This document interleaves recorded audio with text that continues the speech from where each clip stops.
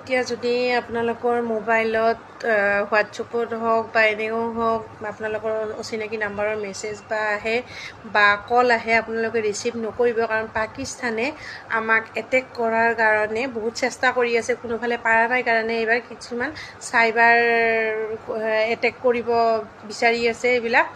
আৰু কিছুমান বাচ্ছাই মোবাইলটো চাই থাকে, যেনে মোৰ সৰু ল'ৰাটো মোৰ মোবাইল চাই থাকে, সেইকাৰণে আজি অলপ কমকৈয়ে দিছোঁ।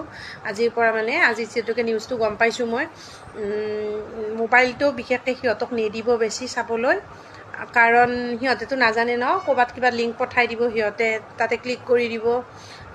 চ' সিহঁতক মোবাইলটো সৰু বাচ্ছাবিলাকক নিদিব। আৰু আপোনালোকেও ডাঙৰখিনিয়েও অচিনাকি নাম্বাৰৰ পৰা মেছেজ বা কল আহিলে ৰিচিভ নকৰিব, বা যদি কিবা লিংক পঠায় হোৱাটছএপত, লিংকত ক্লিক নকৰিব।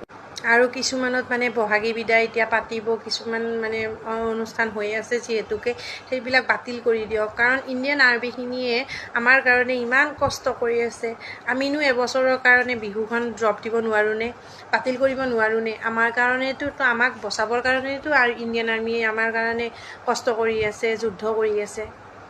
পাৰিলে এইখিনি বাতিল কৰি দিয়ক। কিছুমানেতো অনুষ্ঠান বাতিল কৰিছে হেৰি কাৰণে, কিছুমানে আৰু পুলিচৰ পাৰ্মিশ্যন লৈও বা বেলেগ পাৰ্মিশ্যন লৈও বিহুখন পাতাৰ চেষ্টা কৰি আছে, আমাৰ ওচৰত